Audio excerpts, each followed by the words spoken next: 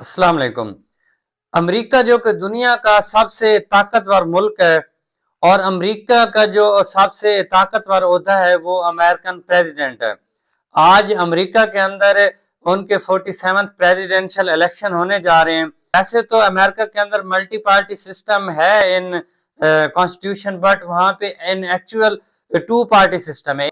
एक है Republican party और दूसरी है डेमोक्रेटिक पार्टी।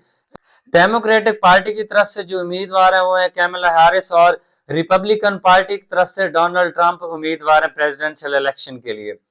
ये इलेक्शन आज बरोज मंगल 5 नवंबर 2024 को होने जा रहे हैं। अब इसमें कौन सी पार्टी या कौन सा कैंडिडेट ये इलेक्शन जीतने जा रहा है और इस इलेक्शन का मरहला क्या है। इससे पहले कि हम ये देखें कि अमेरिका में आज के इलेक्शन में क्या डोनाल्ड ट्रंप जीतेंगे या कैमला हैरिस जीतेंगी, उससे पहले जो अमेरिका के अंदर प्रेसिडेंशियल इलेक्शन होता है उसका थोड़ा सा प्रोसीजर हम देख लेते हैं। इसमें जो अमेरिका का इलेक्शन है ये 3-4 मरहल के अंदर होता है। सबसे पहले ये हर लीप ईयर के अंदर इलेक्शन होता है, जिसमें जो लीप ईयर होता है, जैसे इस बार 2024 है, इससे पहले 2020 था और उसके बाद 2028 होगा। अब इसमें ये होता है कि हर लीप ईयर का जो नवंबर होता है उसमें फर्स्ट मंडे के बाद जो फर्स्ट ट्यूसडे आता है उसमें इलेक्टोरल वोटिंग होती है। उसके बाद अब इसमें इलेक्टोरल वोटिंग के अंदर होता क्या है कि जो वहां पे जो वोटर्स होते हैं वो प्रेसिडेंट को डायरेक्ट वोट कास्ट नहीं करते, बल्कि 538 जो है वो इलेक्टोरल जो है वो लोग वो इलेक्शन में खड़े होते हैं, अवाम उनको वोट करते हैं। जो वो जीत जाते हैं फिर वो जो इनके इलेक्टोरल जो पर्सन होते हैं, जो विनर होते हैं, वो फिर जाके प्रेसिडेंट को वोट कास्ट करते हैं। तो ये एक तरह से इनडायरेक्ट इलेक्शन है कि पहले अवाम वोट देती है इलेक्टोरल को, फिर वो जो इलेक्टोरल होते हैं वो जाके प्रेसिडेंट को वोट करते हैं। आप यूं समझ लें जैसे पाकिस्तान के अंदर अवाम एमएनए को वोट देते हैं, फिर एमएनए आगे जाके प्राइम मिनिस्टर को वोट देते हैं, तो वहां पे भी इलेक्टोरल को वोट दिए जाते हैं, फिर वो जो इलेक्टोरल होते हैं वो आगे वोट कास्ट करते हैं प्रेसिडेंट को। अब इसमें टोटल 538 सीट्स होती हैं और जो विनिंग कैंडिडेट के लिए 270 जो है वो इलेक्टोरल वोट चाहिए होते हैं। अब यहाँ पे अगर हम देखें तो अमेरिका के अंदर जैसा कि मैंने कहा कि नवंबर के मंथ में हर लीप ईयर में फर्स्ट मंडे के बाद जो फर्स्ट ट्यूसडे आता है, जो इस बार 5 नवंबर का आ रहा है, उसमें इलेक्टोरल वोट्स होते हैं। फिर वो जो इलेक्टोरल जीतते हैं वो फिर दिसंबर में जो फर्स्ट मंडे आता है आफ्टर सेकेंड वेंसडे, तो उसमें वोटिंग होती है, जो कि इस बार दिसंबर में 16 दिसंबर को आ रहा है। उसमें ये जो इलेक्टोरल आज जीतेंगे ये फिर आगे जाकर प्रेसिडेंट को वोट कास्ट करेंगे।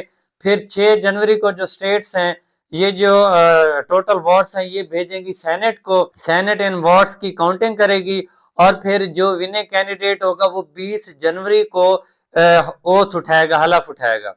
अब हम देखते हैं कि इस बार इलेक्शन में कौन जीतने जा रहा है। तो जैसा कि मैंने कहा कि रिपब्लिकन पार्टी की तरफ से डोनाल्ड ट्रंप हैं और जो डेमोक्रेटिक पार्टी है उसकी तरफ से कैमला हैरिस हैं। अब जो डेमोक्रेटिक पार्टी है ये बेसिकली जो अमेरिकन एस्टेब्लिशमेंट है, जिसको हम पेंटागन कहते हैं, तो वो इस बार कैमला हैरिस को सपोर्ट कर रही है। उसकी वजह ये है कि जो डोनाल्ड ट्रंप है वो ये चाह रहे हैं कि वो जितनी भी जंगें, चाहे वो रशिया यूक्रेन वॉर हो या इसराइल मिडल ईस्ट वॉर हो, उसको उन्होंने खत्म करने का ऐलान किया, जबकि पेंटागन ये चाहता है कि ये जंगें जारी रहें।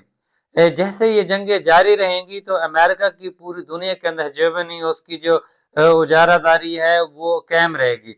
मगर डोनाल्ड ट्रंप पे एक नारा लगाते हैं फर्स्ट अमेरिका या अमेरिका फर्स्ट, तो वो कहते हैं कि पहले हम अमेरिका के अंदर काम करेंगे फिर हम कहीं और जाएंगे। इस वजह से जो अमेरिकन एस्टेब्लिशमेंट है वो डोनाल्ड ट्रंप के खिलाफ है।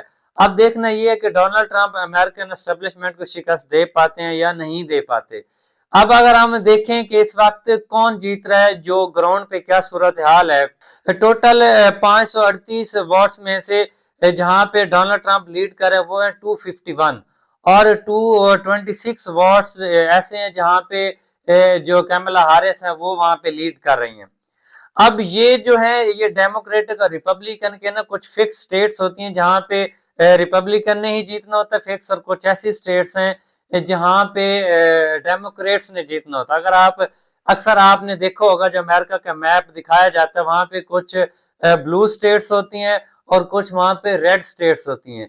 ब्लू स्टेट्स ऐसी स्टेट्स हैं जहां पे हमेशा से ही डेमोक्रेट्स जीते आए हैं, और उसके अलावा जो रेड स्टेट्स हैं वो ऐसी स्टेट्स हैं जहां पे हमेशा रिपब्लिकन ही जीतते आए हैं। अब इस बार जो ब्लू स्टेट्स हैं तो उसमें जो टोटल वोट्स बनते हैं वो 226 हैं, और जो रेड स्टेट्स हैं वो बनते हैं 251।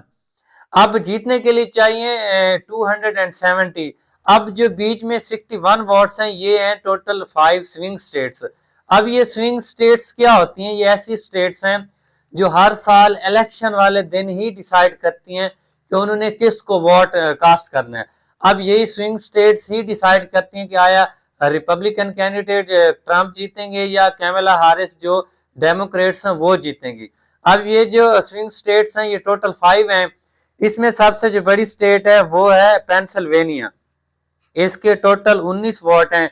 उसके बाद मिशिगन के 15 वोट्स हैं। उसके बाद नेवाडा के 6 वोट्स हैं, और साथ साथ जो हैं जो एरिजोना के 11 और विस्कॉन्सिन के 10 वोट्स हैं। ये जो 60 वोट्स हैं ये 61 वोट्स ही डिसाइड करेंगे कि ट्रंप जीतेंगी या कैमला हैरिस जीतेंगी, और ये फैसला इलेक्शन वाले दिन ही होता है।